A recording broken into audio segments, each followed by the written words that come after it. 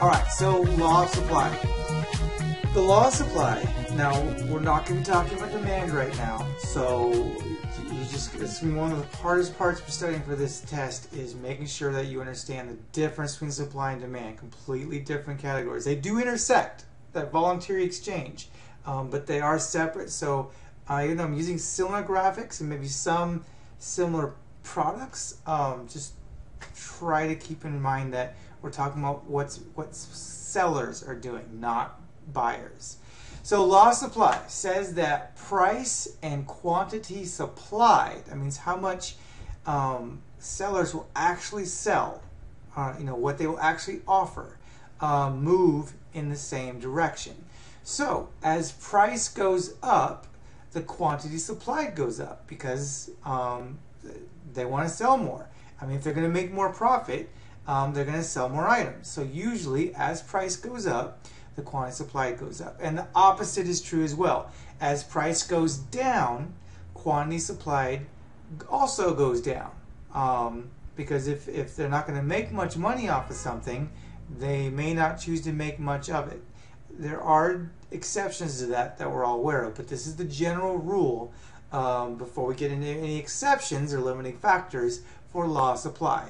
Price and quantity supplied move in the same direction. They both go up or they both go down, not opposite like demand.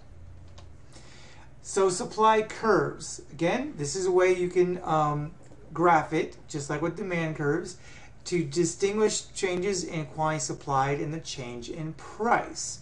So now at each price point, we're talking about DVDs still, sold in millions per year. At $20, then you'll see the supply curves are actually going up instead of going down. That's because, again, as price goes up, so will the amount supplied. As price goes down to like $10, sellers are going to offer less of it. So at each price point, it lets you know how much sellers are projected to offer if that's how much they're going to be charging for a DVD. So let's look at other determinants of supply. There's some of these, extenuating circumstances, limiting factors, things that have effect beyond just price. So what happens if technology to make something increases or improves? If you can make something more efficiently, you can learn how to make it cheaper and make it cost less to make it, then you might make more of them without changing the price because you'll make more profit.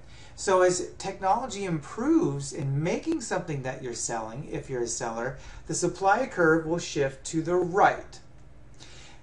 Another determinant of supply is taxes. Again, you really want to know these examples for the test. If taxes are increasing, it's going to shift the supply curve to the left. Because if you're paying more taxes as a seller, that's cutting into the amount of money you have to make things, because you got to set aside more money to pay taxes. So you're going to make less because your costs went up in taxes. So that causes you to, if the price doesn't change, you're going to make less, even if the price doesn't change. So taxes increase will cause a supply shift to the left. Just like if taxes decrease, it gets cheaper, then you can shift it to the right. So taxes can have an effect either left or right. Increasing will drop the supply curve. Taxes decreasing, that means you're paying less taxes, will shift it to the right. Now, to look at any of the graphs that you've seen on screen so far would lead you to think that there's no limit to how far any curve can shift and move in any direction. And in reality, that's just not true. In reality, there are a number of things that limit how far something can shift in either direction. For example, there is something known as a price floor. And that's when a government sets a minimum price that can be charged for goods or services. For example, the minimum wage. The minimum wage is an example of a government set price floor, as in the price of labor cannot go below a certain price level. Another thing the government can do is set a price ceiling. Government can set maximum prices that any business or individual can charge for goods and services. For example, they can control how much rent can be charged, or setting a maximum for how high property taxes can go for an individual, for homeowners. However, government has to be very careful about how it uses these ceilings and floors so they don't hurt businesses too much, because if they do, one of the potential consequences, other than businesses starting to struggle, is it will support a black market. A black market results if price ceilings are too low for sellers to make much profit, or as much profit as they'd like.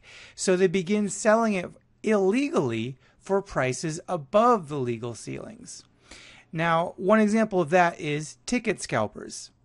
Now, the government actually isn't the reason why ticket scalpers exist, but ticket scalpers are an example of a black market because they have figured out that what the stadiums and teams and events charge for tickets is actually lower than what people are willing to pay for them. So the ticket scalpers buy those services, because entertainment is a form of service, not so much a good, and then they resell it to people who want those tickets and are willing to pay more than what the stadium is offering or what the venue is offering. And that's it. If you have any questions about these shifts, let me know. This is an important part of your assignments and the test. Thanks. Bye.